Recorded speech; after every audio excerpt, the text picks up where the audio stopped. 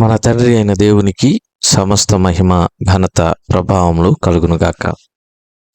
మన ప్రభువును రక్షకుడునైన యేసుక్రీస్తు వారి అతి పరిశుద్ధమైన నామంలో ప్రియమైన దేవుని బిడ్డలందరికీ హృదయపూర్వకమైన ప్రేమ వందనములు తెలియజేసుకుంటున్నాను.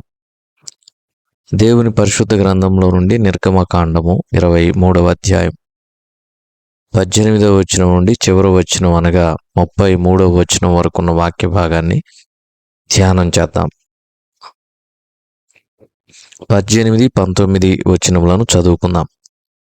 నా బలుల రక్తమును పులిసిన ద్రవ్యముతో అర్పింపకూడదు. నా పండుగలో నర్పించిన క్రొవ్వు ఉదయం వరకు నిల్వ ఉండకూడదు. నీ భూమి ప్రథమ ఫలములో మొదటి వాటిని దేవుడైన యెహోవా మందిరమునకు తేవలెను. మేకపిల్లను దాని తల్లి పాలతో ఉడకబెట్టకూడదు. దేవుడు ఈ కొద్ది మాటలను మన కొరకు దీవించునుగాక. ప్రభునందు ప్రియమైన సహోదర సహోదరులారా, చదవబడిన ఈ వాక్య భాగాన్ని మనము గమనించినప్పుడు ఈ లేఖన భాగంలో ఒక ప్రాముఖ్యమైనటువంటి సత్యం దాగి ఉంది. ధర్మశాస్త్రంలోని విధులను మనం ధ్యానం చేస్తున్నాం. అందులోని కొన్ని విధులను చూచినప్పుడు బలుల రక్తమును పులిసిన ద్రవ్యంతో అర్పించకూడదు అనే మాటను చూస్తున్నాం. పులిసినవి దేవునికి హేయము. పులిసిన వాటిని దేవుడు అంగీకరించడు. ఎందుకంటే పులిసినది కొంచెముగా ఉన్నప్పటికీ అది ముద్దంతా పులినట్లుగా చేస్తుందని దేవుని వాక్యంలో రాయబడింది. కనుక ఈ పులిపిండి దేవునికి విరోధమైనటువంటి కార్యములు కావచ్చు, వాక్యానికి విరోధమైనటువంటి కార్యములు కావచ్చు. పులిపిండి ఎప్పుడూ కూడా ఉండకూడదు. పులిపిండి లేనప్పుడు క్రొత్త ముద్ద అవుతామని 1 కొరింథీ 5:7 మనం చూస్తాం. 1 కొరింథీ 5:6 చూచినప్పుడు మీరు అతిశయపడుట మంచిది కాదు. పులిసిన పిండి కొంచెమైనను ముద్దంతయు పులియజేయునని మీరెరుగరా. ప్రభునందు ప్రియమైన వారలారా, దేవునికి విరోధమైనటువంటివి కొన్ని కార్యములు ఉన్నా అది మనకెంతో నష్టాన్ని చేకూరుస్తుంది. ఉదాహరణకు గిన్నెడు నీళ్లు ఉన్నాయి అనుకుందాం. అందులో ఒక్క విషపు చుక్క వేస్తే గిన్నెలో ఉన్నటువంటి నీళ్ళన్నీ కూడా ఏమైపోతాయి? విషమయమైపోతాయి. అలాగే సంఘంలో కూడా చేదైన వేరు ఒకటి మొలిచినా అది సంఘమంతటిని పాడు చేస్తుంది. కాబట్టి చేదైన వేరు మీలో మొలుస్తుందేమో జాగ్రత్తగా చూసుకోండి అని అపోస్తలుడైన పౌలు హెబ్రీలకు రాసిన పత్రిక 12వ అధ్యాయం 15వ వచనంలో దేవుని వాక్యం సెలవిస్తుంది. కనుక ఈ పులిసిన పిండి ఎంత ప్రమాదకరమో మనం తెలుసుకోవాలి. దేవునికి విరోధమైనటువంటివి కొన్నైనా ఒక్కటైనా మనం అనుకోవచ్చు అవి పెద్ద ప్రమాదం కాదని, కానీ అది చాలా ప్రమాదం. ముద్ద అంతటినీ పులిసిన పిండి ఎలాగైతే పులి చేస్తుందో, దేవునికి విరోధమైనటువంటి క్రియలు కొన్నైనా సరే మన దేహానికి చేటు చేస్తాయి, మన హృదయానికి చేటు చేస్తాయి, దేవునితో మనకున్నటువంటి సహవాసాన్ని, సంబంధాన్ని కూడా ఆ క్రియలు చెడగొడతాయి.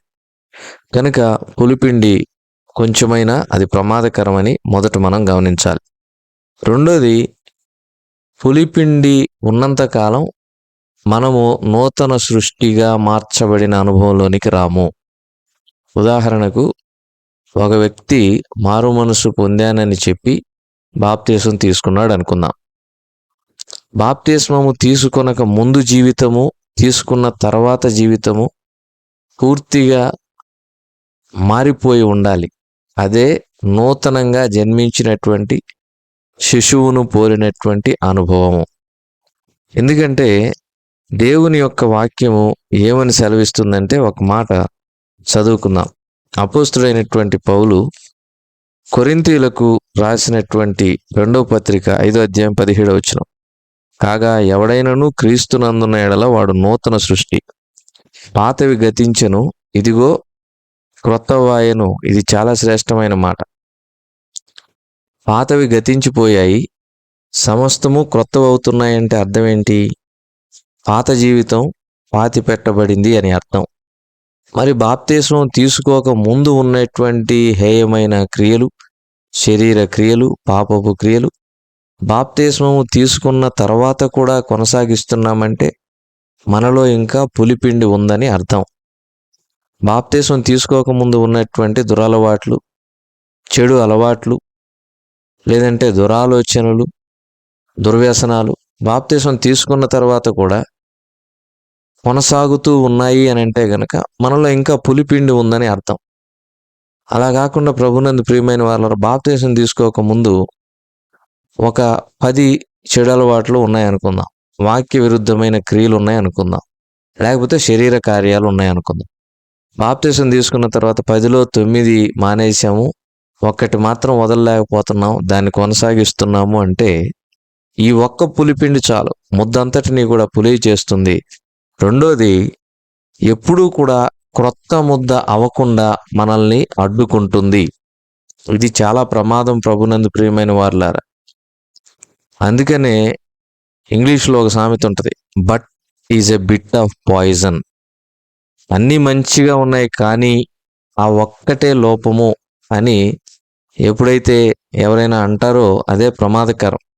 ఆ ఒక్కటి లేకుండా ఉంటే బాగుండేది అన్నప్పుడు అది విషంతో సమానం, పులిసిన పిండితో సమానం. కనుక దానితో జాగ్రత్తగా ఉండాలి. దేవునికి బలర్పించేటప్పుడు అంటే దేవునిని ఆరాధించే విశ్వాసి ఇలాంటి పులిసిన పిండి కలిగిన వాడుగా ఉండకూడదు. ప్రభువుని ఎరిగిన తర్వాత పాతవి గతించిపోయిన అనుభవంలోనికి రావాలి. సమస్తమును క్రొత్తగా చేయబడినటువంటి, మార్చబడినటువంటి అనుభవంలోనికి రావాలి. పులిపిండి అంతా కూడా తీసి పారవేయబడి క్రొత్త ముద్ద అయినటువంటి అనుభవంలోనికి రావాలి. ఇది క్రీస్తులో తిరిగి జన్మించుట అనగా అర్థం. కనుక ఆరాధించేటప్పుడు పులిసిన పిండి లేకుండా జాగ్రత్తగా చూసుకోవాలని ధర్మశాస్త్రం చెబుతూ ఉంది. రెండవది, క్రొవ్వు ఉదయం వరకు నిలవ ఉండకూడదు. అర్పించినప్పుడు అర్పణలో ఉన్నటువంటి క్రొవ్వు అనేది ఉదయం వరకు నిల్వ ఉండకూడదు, అంటే మిగిలి ఉండకూడదు. ఆ తర్వాత మరొక విధిని మనం చూసినప్పుడు మన పంటలో ఉన్నటువంటి ప్రథమ ఫలమును తీసుకొని వచ్చి దేవుని మందిరమునకు ఇవ్వాలి. ప్రభునందు ప్రియమైన వారలారా, ఇది కూడా చాలా శ్రేష్టమైనటువంటి కట్టడ. ప్రథమ ఫలం దేవునికి ప్రతిష్ఠితం. కనుక మన పంటలోను, మన సంతానములోను, మన ఇంటిలోను ఏదైతే ప్రథమ ఫలముగా ఉంటుందో దానిని ప్రభువు వారికి అర్పించాలి, దేవునికి అర్పించాలి. ఇది ధర్మశాస్త్రము చెప్తున్నటువంటి ఒక విధి. ఆ తర్వాత మనం దాటి వెళ్ళినప్పుడు మేకపిల్లను దాని తల్లి పాలతో ఉడకబెట్టకూడదని చూస్తూ ఉన్నాం. ఇది కూడా ఒక ప్రాముఖ్యమైనటువంటి కట్టడ. ఆ తర్వాత వచనములను మనం చదివినప్పుడు ఇవి యేసుక్రీస్తు ప్రభువు వారిని గూర్చినటువంటి కొన్ని శ్రేష్టమైనటువంటి వాక్యాలు. ప్రభునందు ప్రియమైన వారలారా, చాలామంది అనుకోవచ్చు నిర్గమకాండంలో యేసుక్రీస్తు ప్రభువారు ఉండడం ఏంటి అని.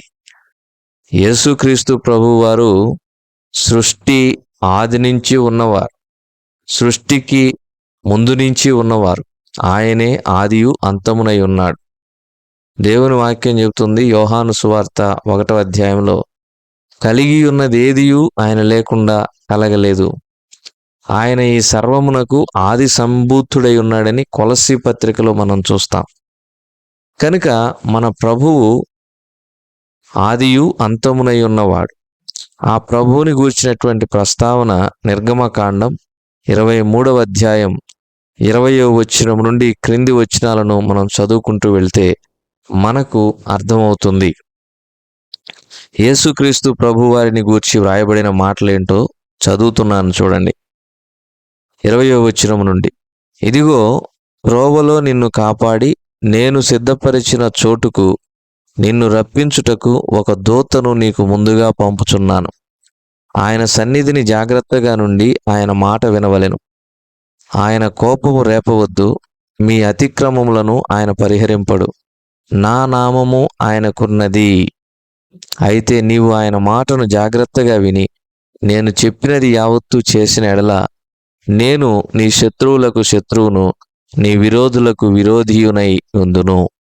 ప్రభునందు ప్రియమైన వారలారా, చూడండి, ఇశ్రాయేలీలకు ముందుగా ఒక దూతగా నడుస్తూ వారిని కనానుకు నడిపించేటటువంటి వాడుగా యేసుక్రీస్తు ప్రభువారు ఇక్కడ పేర్కొనబడ్డారు. ఇది చాలా ప్రాముఖ్యమైనటువంటి ప్రత్యక్షత. It is a significant revolution. ఎందుకంటే యేసుక్రీస్తు ప్రభువారు ఇశ్రాయేలీలకు ముందుగా పంపబడుతూ ఉన్నారు. ఆ తర్వాత దేవుని నామమే ఆయనకు ఉన్నది. ఆ తర్వాత మనం చూచినప్పుడు ఆయనకు కోపం రేపవద్దని దేవుడు ఇశ్రాయేలీలను హెచ్చరిస్తూ ఉన్నాడు. ఆయన మాటను అతిక్రమించవద్దని దేవుడు ఇశ్రాయేలీలను హెచ్చరిస్తూ ఉన్నాడు. కనుక ప్రభునందు ప్రియమైన సహోదరుడా, సహోదరి, దేవుడు మన నుంచి మొదట కోరుకునేది ఏంటంటే విధేయత. అందుకొరకే ధర్మశాస్త్రము రాయబడి ఉంది. ధర్మశాస్త్రములో ఉన్నటువంటి ఆజ్ఞలు మన యొక్క క్షేమాభివృద్ధి కొరకే, క్రమశిక్షణతో కూడినటువంటి జీవితము మనం కలిగి ఉండుట కొరకే. పాపము చెయ్యాలి అనే ఆలోచన వచ్చినప్పుడు మన హృదయములో భయము పుట్టుట కొరకే. కనుక ఈ ధర్మశాస్త్రములోని విధులను దేవుడు ఇశ్రాయేలీలకు వివరించి చెప్తూ ఉన్నటువంటి క్రమములో యేసుక్రీస్తు ప్రభువు వారిని గురించి ఇశ్రాయేలీలకు దేవాతి దేవుడు తెలియచేస్తూ ఉన్నారు. ఆయనకు కోపం రేపకూడదు. ఎందుకంటే దేవుని యొక్క వాక్యం ఏం చెబుతుందో తెలుసా? కుమారుడి ముద్దు పెట్టుకొనిడి లేని ఎడల ఆయన కోపించును. 2వ కీర్తన 12వ చరణంలో చూస్తాం. ఆయన కోపము త్వరగా రగులుకొనును. కుమారుని ముద్దు పెట్టుకొనుడి లేని ఎడల ఆయన కోపించును. యేసుక్రీస్తు ప్రభువు వారికి కోపము రేపకూడదని ఇశ్రాయేలీలను దేవుడు హెచ్చరిస్తూ ఉన్నాడు. ఆయన కోపము త్వరగా రగులుకుంటుందంట. ఈ క్రమంలో ఆయన ముద్దు పెట్టుకోవాలి అని దేవుని వాక్యం సెలవిస్తూ ఉంది. ముద్దు అనగా అర్థం ఏంటంటే ఆయనను ప్రేమించాలి అని అర్థం. ఆయనను ఒక మానవుడు ఎలా ప్రేమించగలడు? ఒక మానవుడు దేవునిని ప్రేమించటానికి కొలమానం ఏంటి? యోహాను సువార్త 14వ అధ్యాయం 21వ వచనంలో దేవుని వాక్యం చెప్తుంది, నా ఆజ్ఞలను అంగీకరించి వాటిని గైకొనువాడే నన్ను ప్రేమించువాడు. ప్రభునందు ప్రియమైన వారలారా, ఈ ధర్మశాస్త్రంలో ఉన్నటువంటి విధులను, ఆజ్ఞలను ఎవరైతే అంగీకరించి వాటిని హృదయపూర్వకంగా గైకొంటారో వారే దేవునిని ప్రేమించేవారని వాక్యం స్పష్టంగా సెలవిస్తూ ఉంది. ఇప్పుడు ఆజ్ఞలు చెప్తున్నవి ఏవైతే ఉన్నాయో వాటిని తప్పక మనము పాటించాలి. అలా పాటించినప్పుడే మనం దేవుణ్ణి ప్రేమిస్తున్నట్టు లెక్క. దేవుని వాక్యమును పాటించకుండా దేవా నేను నిన్ను ప్రేమిస్తున్నాను అనేటటువంటి మాట పలకటం అనేది అబద్ధము. మనము అబద్ధీకులంగా ఉండకూడదు. అబద్ధీకులకు దేవుని రాజ్యములో పాలు లేదు. అబద్ధీకులు భయంకరమైనటువంటి 2వ మరణమును పొందుతారని ప్రకటన గ్రంథంలో పేర్కొనబడింది. ప్రకటన గ్రంథంలో సెలవిచ్చినటువంటి ఆ మాట ప్రకారం అబద్ధీకులు 2వ మరణములో నశించిపోతారు. కనుక మనము దేవుని వాక్యాన్ని పాటించకుండా, దేవుని వాక్యానికి లోబడకుండా, దేవుని వాక్యం పట్ల భయభక్తులు కలిగి వినయ విధేయతలతో దానిని అంగీకరించి ఆచరణలో పెట్టకుండా నేను దేవునిని ప్రేమిస్తూ ఉన్నాను అని చెప్పడము, పాడటము రెండూ కూడా అబద్ధాలవుతాయి. మనం అబద్ధీకులం అవుతాం. జాగ్రత్త. అబద్ధానికి జనకుడు సాతానుడు గనక అబద్ధీకులందరూ సాతాను పిల్లలవుతారు. మన ప్రభు సత్యవంతుడు. ఆయనే మార్గము, సత్యము, జీవం. యోహాను 14:6 ప్రకారం. కనుక మనం అబద్ధీకులంగా ఉండకూడదు. ప్రభునందు ప్రియమైన వారలారా, జాగ్రత్త సుమ. ఆయన మాటకు మనం విధేయత చూపించాలి. ఆయన ఆజ్ఞలను అంగీకరించి గైకొనాలి. అప్పుడే మనం దేవుణ్ణి ప్రేమిస్తున్నట్లు లెక్క. అందుకే దేవుడు ఇశ్రాయేలీలకు ధర్మశాస్త్రం ఇచ్చాడు, మనకు పరిశుద్ధ గ్రంథం ఇచ్చాడు. ఈ వాక్యములను మనం అంగీకరించాలి, వాటిని గైకొనాలి, జీవితంలో ఆచరించాలి.